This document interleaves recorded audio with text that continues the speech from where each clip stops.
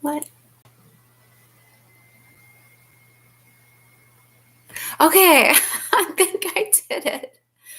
Oh my God. I'm trying to figure out how to do these live streams because I'm about to go to Egypt and I want to take you with me. I'm so excited. So I see a few people in the chat.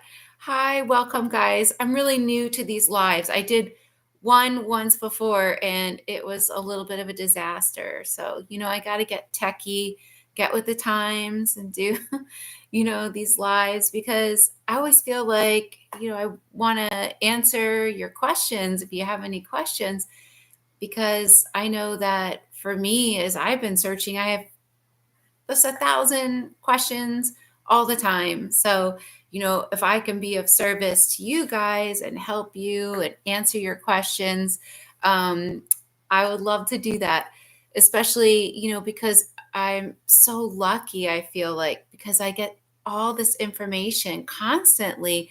I mean, this is what I do every day is I'm taking people to deep levels of trance and I'm accessing their higher consciousness. And it's just amazing the stuff that has been coming through. So, I did want to talk about this week in sessions. Of course, this is Tuesday, so it's kind of going to carry over from a couple weeks, but the past couple weeks have been really incredible. I mean, I just love that there's so many people that are starting to tune in to themselves and finding out that they have so many gifts to share. It seems like a common theme recently in the past couple weeks is that everybody is so important. Like each person you meet has a very specific and very important role in this ascension process. So, I think it's so easy for a lot of us to just think that we're not important, but we're so important. And each person has an individual role, is what they always keep saying. And when I talk to the higher consciousness of so many of my clients, they always say that the one thing that they really wish for us is that we would not only stop playing small, but that we would try to develop our individualness. Like the higher consciousness was saying, to me, recently, that they don't want people to be like everyone else. Like sometimes this kind of bothers them that they want people to understand that each person is unique and to be their unique self, you know? Hi. And that I think we forget because we think, okay, well, I like see this person and I want to be like them and I want to do this so I can be like them. But the higher consciousness is always saying, no, we're supposed to be like ourselves and we're supposed to find out who we are, who are we? And that's what that's what we're doing right now is getting curious about ourselves because it's crazy, but so many people have memories of like the Inquisition, of trying to learn things like this, of even being spiritual masters and being so, so traumatized by the horrible things that they were put through by their society. So many people that remember being witches or, like leaders and organizations or secret mystery schools. Just sometimes they feel so scared to share information because they have this residual imprint within their consciousness or they're in their DNA, in their memories, and they think, oh my gosh, I don't want this to happen again. It's like so embedded in them. And, one thing that the higher self keeps saying is that it's hard for a lot of us, but we're safe now. Like they keep telling my clients, you're safe now. You can come out and share this information with people. You still have, especially right now, like a public type of hazing, so to speak, that definitely happens. And because there's a lot of people that don't agree or think this is too woo woo or it's crazy and they'll label you as crazy. But we don't have right now the type of torture that we had. So we're making progress, we're making strides. So, just like the higher consciousness has been telling my clients recently who do have memories of like the Inquisition or memories of being witches and things like that, that to start out slowly, start out sharing something slowly and see how that impacts them and how they can feel more comfortable. The higher consciousness recently, through some of my clients, has been talking about really like um, feeling more protected with our solar plexus because our bodies are like fine-tuned instruments. We're like radio towers broadcasting signals everywhere and we're receiving signals. And that's one of the reasons why your hair stands up on end when you're feeling something overwhelm you and you're receiving information. Your hair will stand up on its end because you're like a radio transmitter. But our solar plexus right now are we are so powerful, and our solar plexus is so powerful. And a lot of people, because they're afraid, a lot of light workers, because they're afraid, put weight around their solar plexus because they're too afraid of the power and what they receive through their solar plexus, and they're afraid to have their solar plexus be vulnerable. So the higher consciousness recently has been talking about different meditative practices to do, and they said if you can envision like above your head, like the light that's coming through source above your head.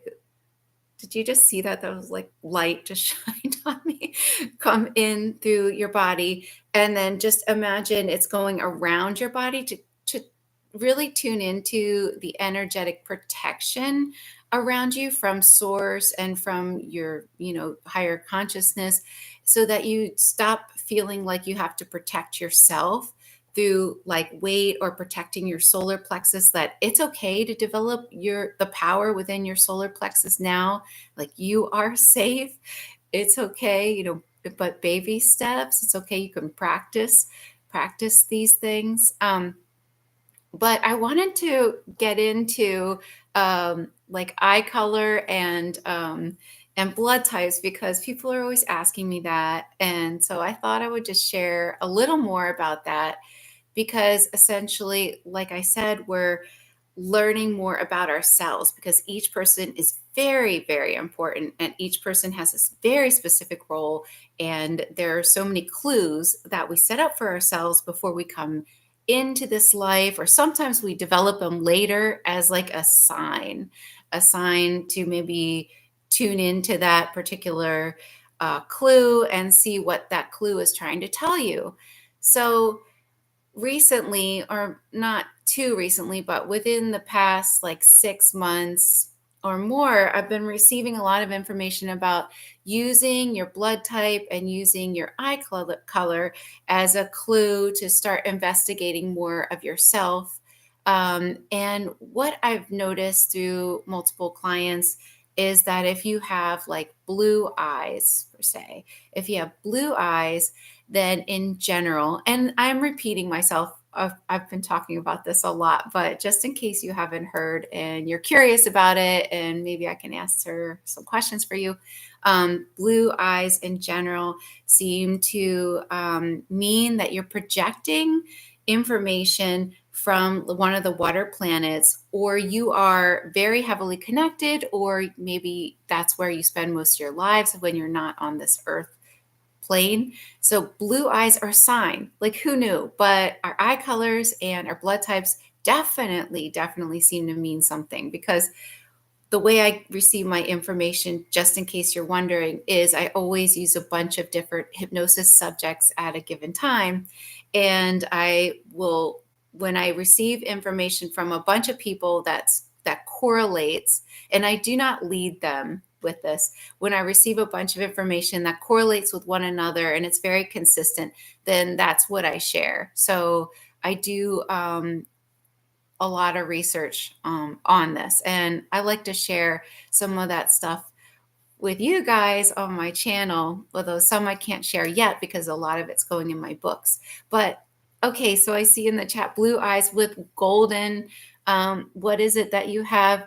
Is it like a golden ring around the pupil? That is usually a telltale sign that you're projecting information from the Pleiades or the Pleiadian star systems. Usually people have, oh, cool, Patrick, that's awesome. Usually people like, oh, I don't want to say everyone with blue eyes and a little crown around their, or little gold or crown around their pupil is Palladian, but I haven't heard otherwise. It seems like that's just the telltale sign. And so essentially, there are a lot of people that have incarnated to bring the consciousness of another realm into this sphere. So, like, say you're projecting information from the Pleiadian star system, that when you're looking into another person's soul, you're projecting that information into their soul. So,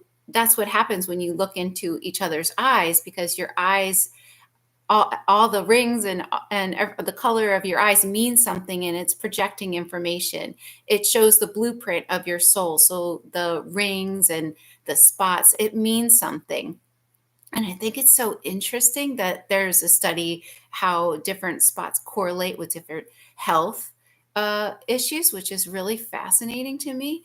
But according to my clients, the higher selves, they've been saying that it's almost like color therapy. So everything means something on your body, every single thing.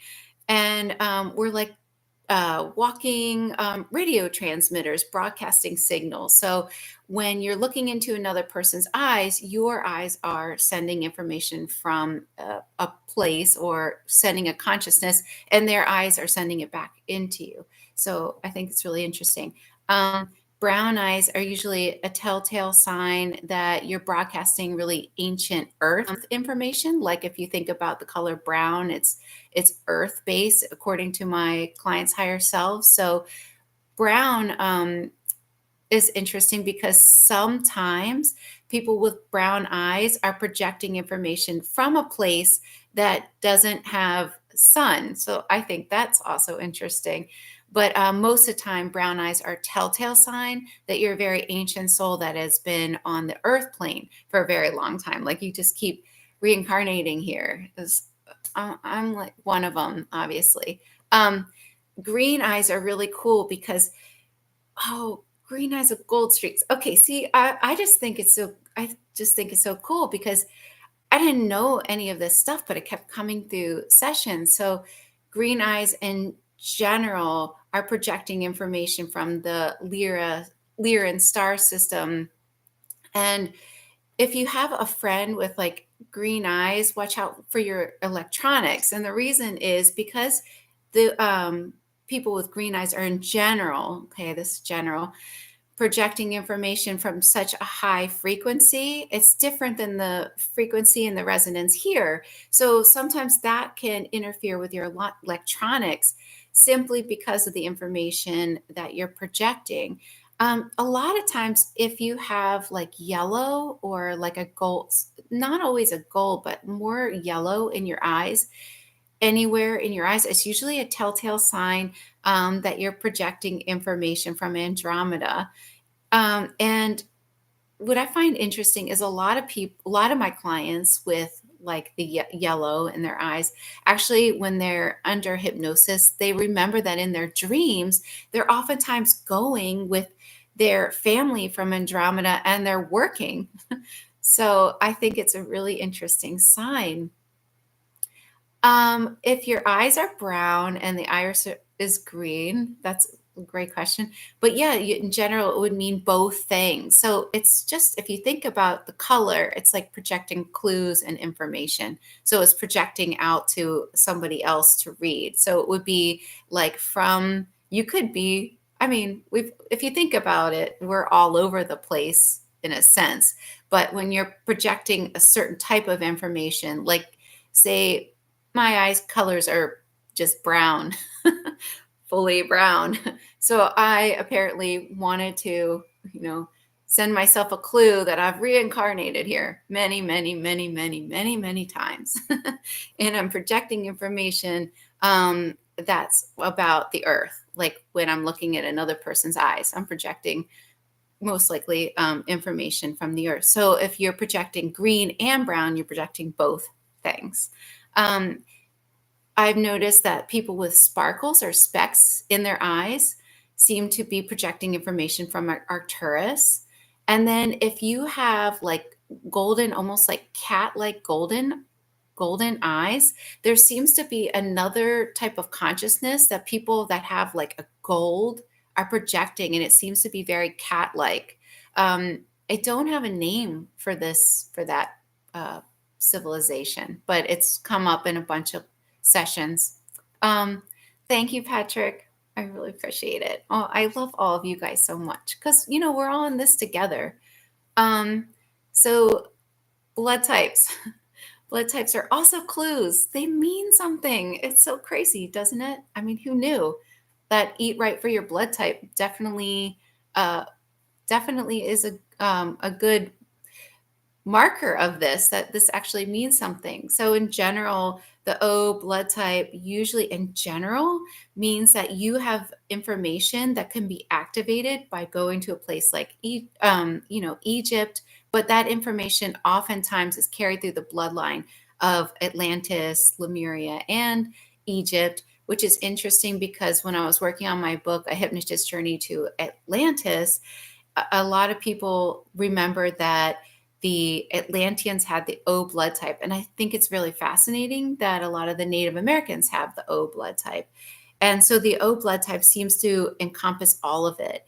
And there were some people asked about Jesus if he had the AB blood type, but according to my clients, he had the O blood type. So, who knows? I don't know for sure, but that's what I've received in a few sessions. So the RH negative blood is really fascinating because it seems to be like it was considered the gift of the stars, RH negative blood, especially combined with astigmatism and red hair. So a lot of the pharaohs had astigmatism and red hair, and they also had Rh negative blood because the Rh negative blood was like a symbol of the hybridization program, a specific hybridization program working. So it was really exciting when people had Rh negative blood.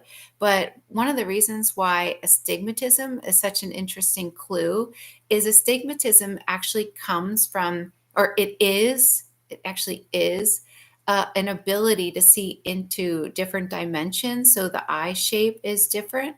And we just don't know how to, we've forgotten how to use this, how to develop this ability. But if you have astigmatism and now you know that and it's a clue, maybe you yourself can develop that ability. Okay, so all right. B. So B blood type in general means that you have information or you through your bloodline from like the ancient like Pacific islands. A lot of people with the B blood type can really tap into Lemuria. And so if you have like the B blood type, if you could go to some place like in the Pacific, and if you can find any, which is so fascinating. But if you could find any of the megalithic structures, if you touch it, there are chakras in your hands. And this goes for any blood type. When you touch the megalithic structure, it can reactivate your DNA, but you have to go there. You have to go to the South Pacific, and sometimes even stepping forth on a place that would activate your particular blood type can be extremely beneficial, and you don't even realize that something's happening to you, but going there can really make a difference.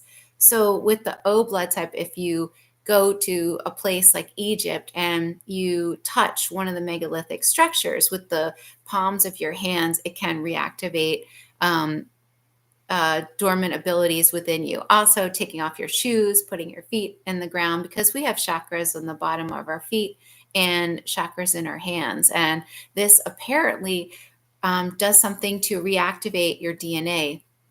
So the A and B blood type together AB is interesting because that's usually a sign of people that can really progress in spirituality because they come in with a balance. They don't need to find balance, they just have a balance. It's such a clue. Like all these things are clues, which is so funny and fascinating how everything in life is like played like a game, like all these clues.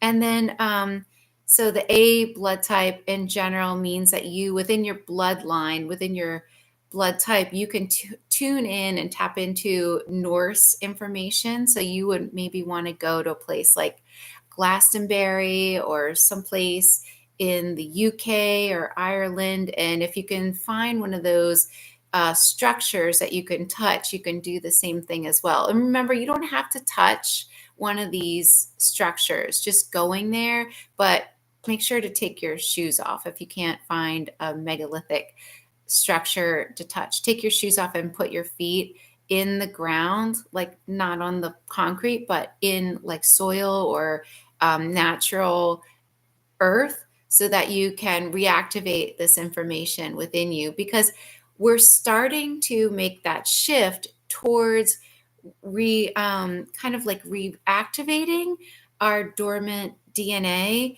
And that comes a lot of times by really getting curious about ourselves, or even just going to a place like that on vacation.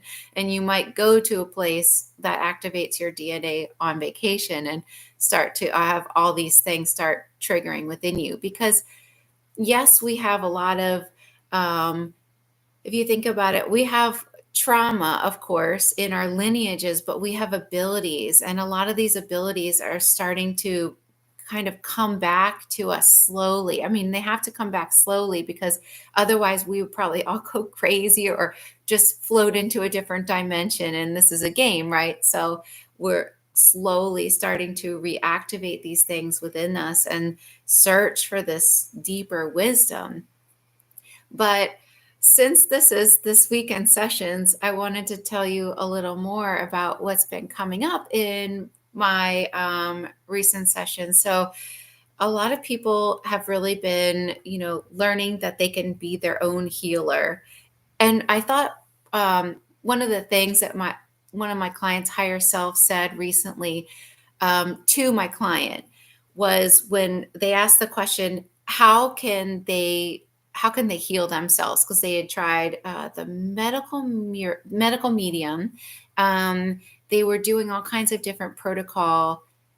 They had some kind of grounding sheet as well, and their higher self told them to really have a lot more faith in their own healing abilities. So the higher self told them that they wanted them to practice putting their own hands on their body and expect the healing. The higher self was saying, when you expect the healing, when you have faith in your healing abilities, that, and I don't mean just like hoping, I hope I can do it, like I hope I can heal myself, but expecting it, like believing in it, that really helps your healing abilities come online, and you can be your own powerful, healer when you expect it, when you expect this to be true.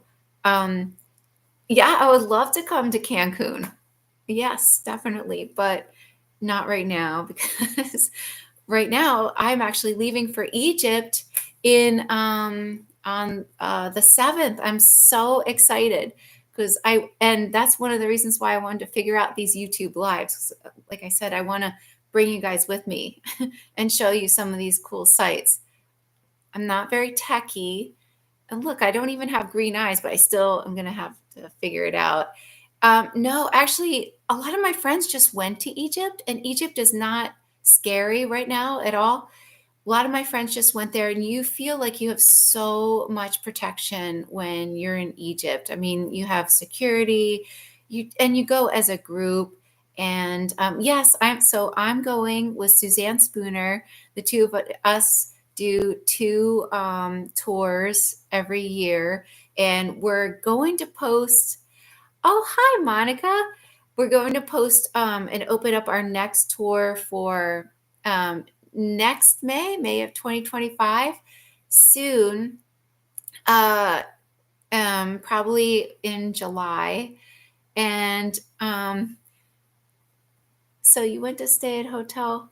Oh, good. That's well, the hotels in Egypt are just so beautiful. It's so amazing. But what a lot of people don't know is that in all of the pyramids in Egypt, there are very special crystals. And so some of these crystals were brought over from Atlantean times, and some were actually put in as technology.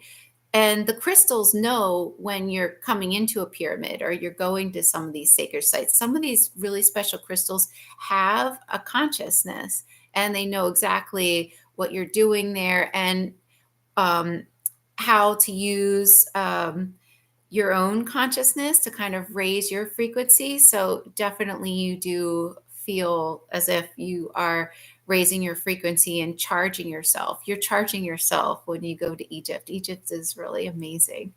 And I will definitely post it here when we do go back to Egypt.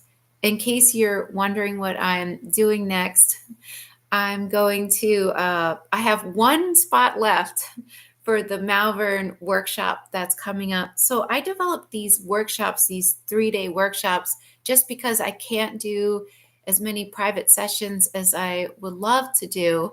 Um, so I do 3-day workshops, as many as I can, because I feel that they're almost better than a private session. The reason why is because they're 3 days of past life regression. So I don't know if any of you guys in the chat have ever had a session, but for some people that are very, very new to this, sometimes they feel like um, that they would have liked to maybe, have a practice one.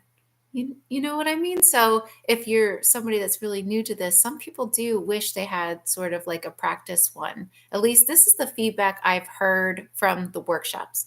So they've also said that when we do the workshops, it's like the first day is your practice. So you see what works for you. Maybe you don't want to do a past life regression laying down. Maybe you want to do one sitting up. Maybe you want to hold a crystal. Maybe you don't want to hold a crystal. It's not like so much pressure for like one session. You have 3 days of this. So the first day, you're basically getting acquainted to this and really tuning into yourself. And of course, I teach you like the different tools to kind of access this inner consciousness. And then the second day, it's a lot easier. Then we go deeper. Then we can do all the inner work and you can find out anything from your higher self.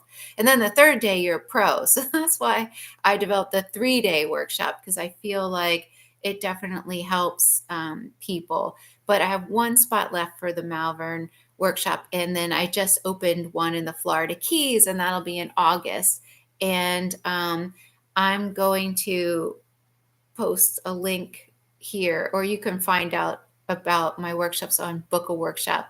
But yes, I did talk about the A blood type, and I'm glad you reminded me. So, yes, the A blood type in general, people with the A blood type can really tap into Norse information, and they seem to be activated if they could go to a place like Glastonbury. Now, if you have a clue of anemia, and a lot of times this is a clue. Anemia is oftentimes a clue, because a lot of the reincarnated druids and uh, people from the fairy realm will have like anemia as a clue to remind them of who they really are. And so once you receive that clue, you don't need the clue anymore. You can tell yourself, okay, I received the clue.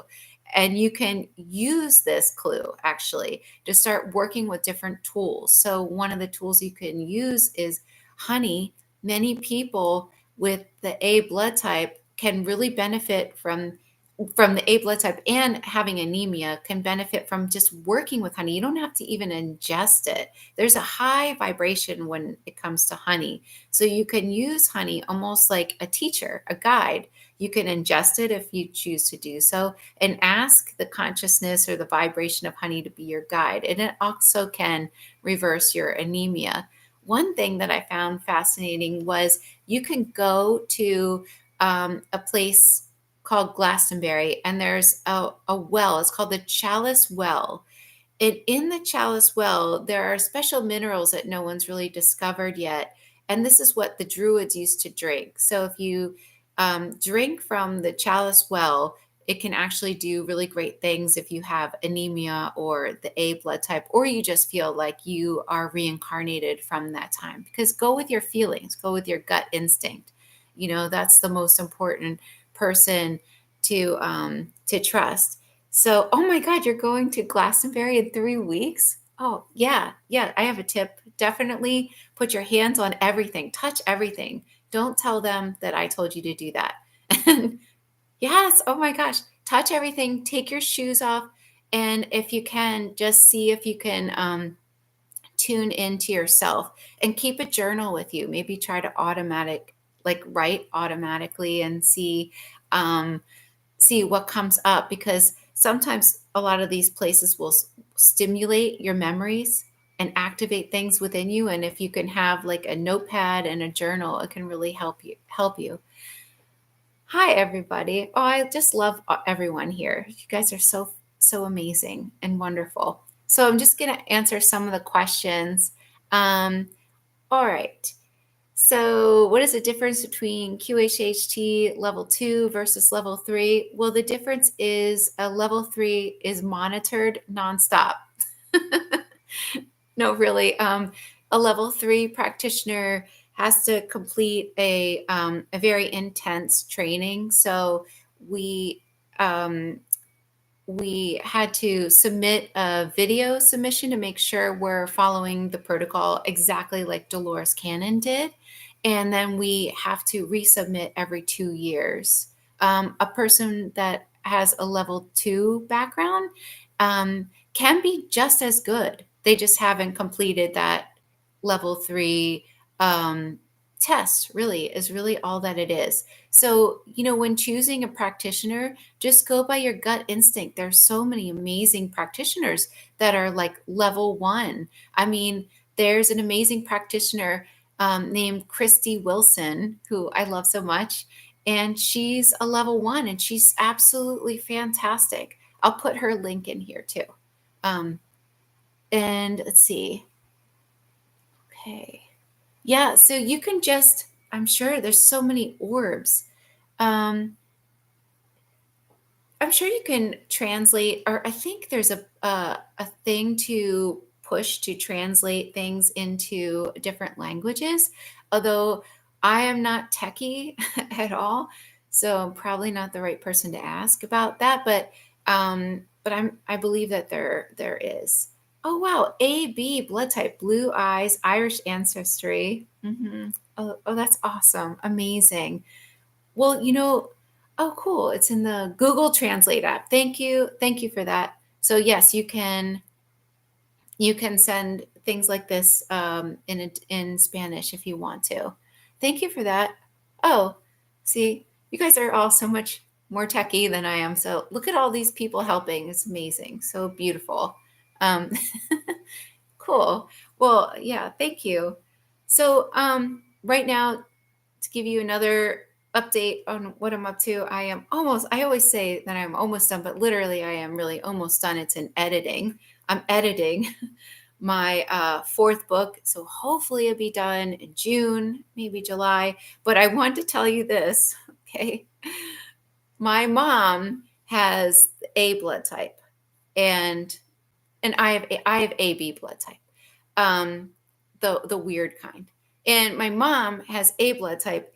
And oh yeah, if you have AB AB blood type, usually we come from a very specific type of extraterrestrials. That's why we have so much extraterrestrial contact. Um, so my mom is my editor, and she works with me to edit my books. So we go through the books together. And my mom is not, I can't say she's not really like into the stuff that much. I mean, she's read my books. She's new to this information. I mean, keep in mind, I wasn't going to be a hypnotist at all. I wanted to be a psychologist. So my whole family has a different type of background. They're very scientific. I am definitely the black sheep of the family because I'm so weird and I do all this past life regression stuff and I write books and some of my family thinks that my Atlantis book is about a resort in the Bahamas, whatever.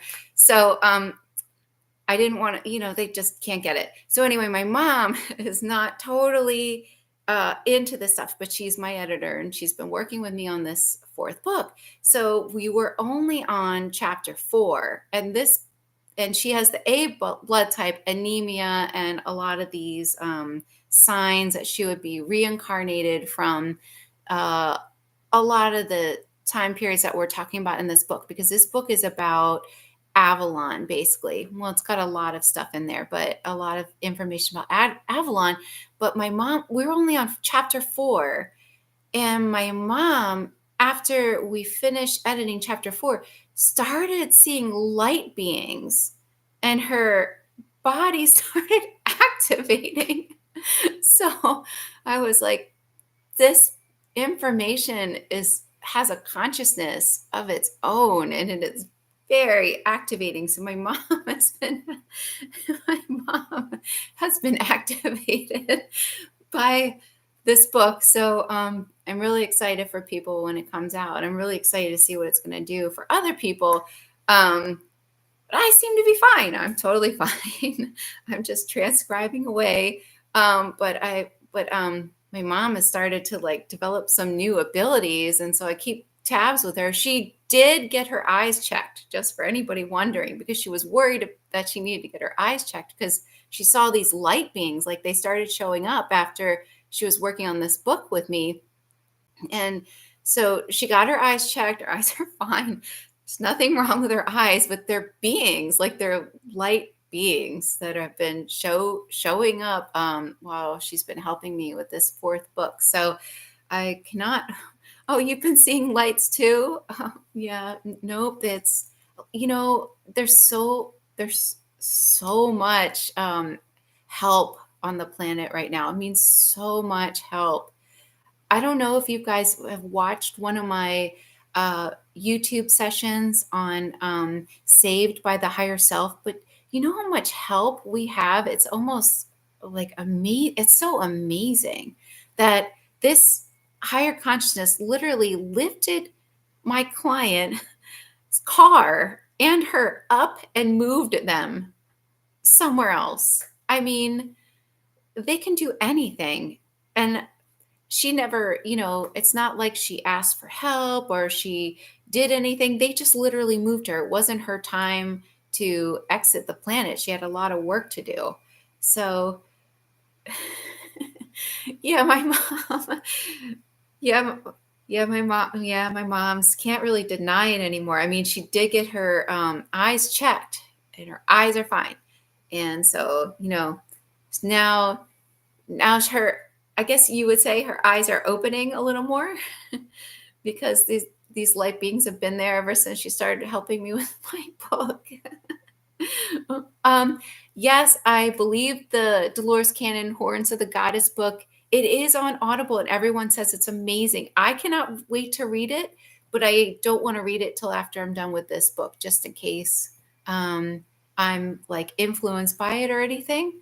But it does seem to be related, and there's a reason for that. Is obviously the higher consciousness wants this type of information to come through right now. And the reason that I think this is the case is because we've all forgotten that we have so much, we have so much magic. Like, we have to remember that there's magic within us, and then we can reactivate that. And I think that's one of the reasons why Dolores Cannon's book came out recently and why mine is going to come out.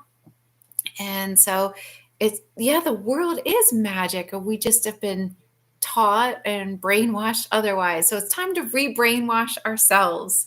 That's what that's what I'm planning on doing. Going to re-brainwash myself. But yes, I'm going to take you guys with me to Egypt. And now that I figured this out and I was able to live stream.